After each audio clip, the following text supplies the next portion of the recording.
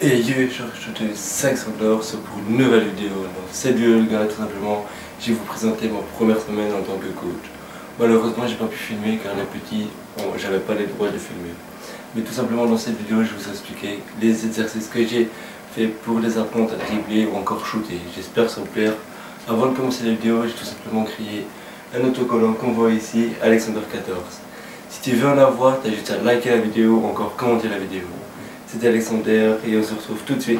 Déjà avant que je vous explique comment j'ai procédé aux exercices, j'avais tout simplement les U6, donc c'est entre 5 et 6 ans. Et j'avais 5 jours pour les apprendre à dribbler ou encore shooter. J'étais tout simplement avec un coach qui s'appelait Antoine et Marie qui entraînait les plus grands. Donc le stage, comme je vous ai dit, s'est déroulé en 5 jours. Le premier jour, je vais vous l'expliquer dans quelques instants. Le premier jour était très dur pour moi car je n'avais jamais fait coach. Et là, pour la première fois, j'avais 15 petits à ma charge. Donc pour commencer, on faisait un échauffement collectif avec tous les grands. Donc c'était entre 30 et 35 enfants. Donc pour commencer, on fait un échauffement d'1 heure, échauffement musculaire. Donc on muscle.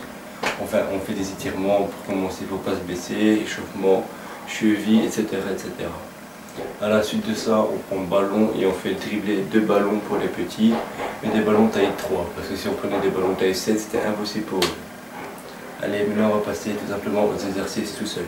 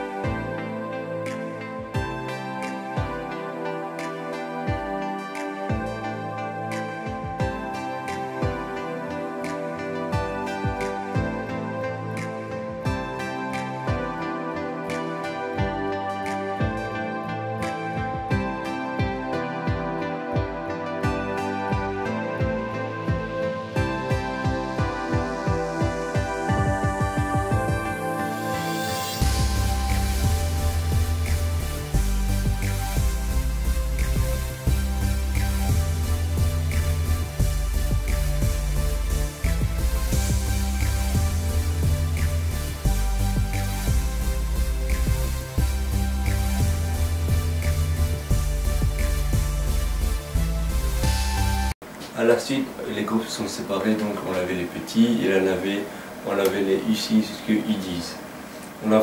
On les a fait courir sur la largeur pendant 3-4 minutes. Et on leur disait bien lever la tête, car c'était plus simple pour nous, pour la suite. Pour la suite, on les a dribblés avec ballon et ils devaient bien lever la tête sans regarder leur ballon. On a fait 3 allées main gauche et 3 allées main droite. Quand ils ne levaient pas la tête, ils devaient recommencer depuis le début.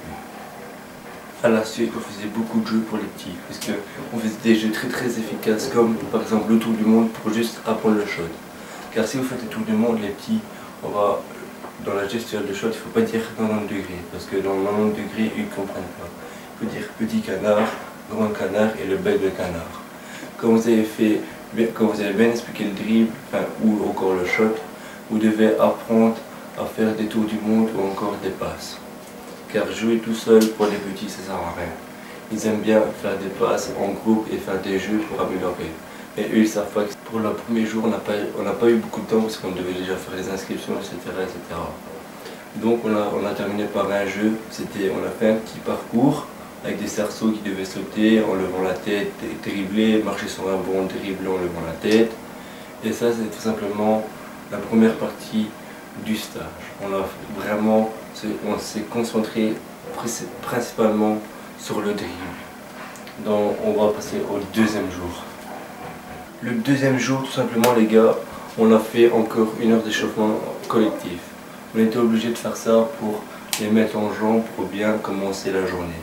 Parce que si vous arrivez et vous ne faites pas d'échauffement, vos muscles ne vont pas s'adapter. Car vous allez courir en sprint et vos muscles vont être encore froids. Il ne faut pas oublier de changer l'échauffement. Dans le deuxième échauffement, on a fait élévation des bras comme je suis dans la vidéo, ou encore élévation de genoux, talons fesses, etc., etc. Et on termine par des sprints.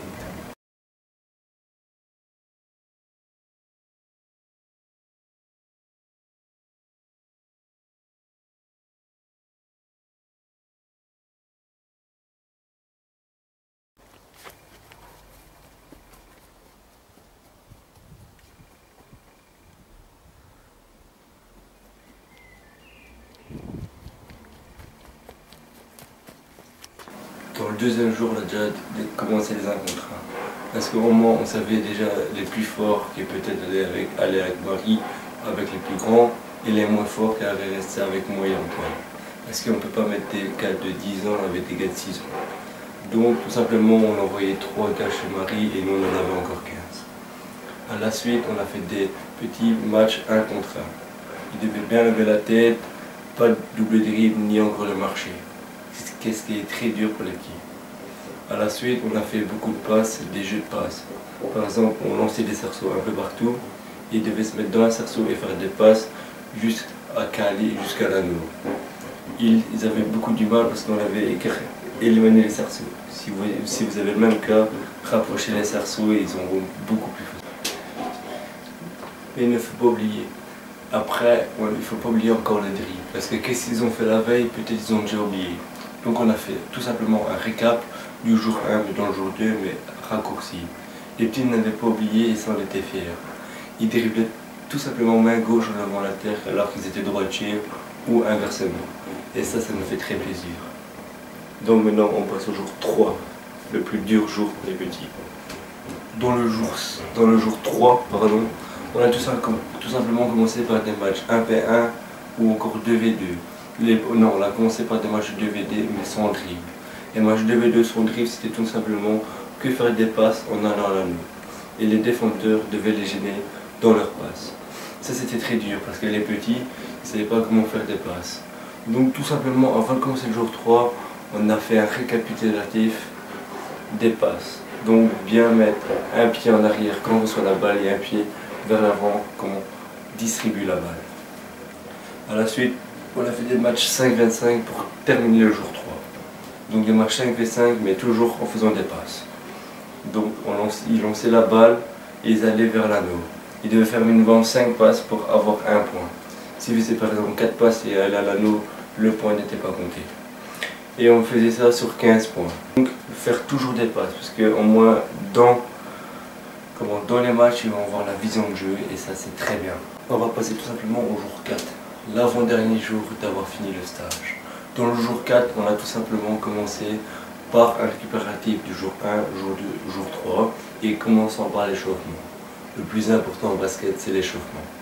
Donc à la suite, on a placé un ballon en plein milieu du cercle et on a distribué des numéros pour chaque petit.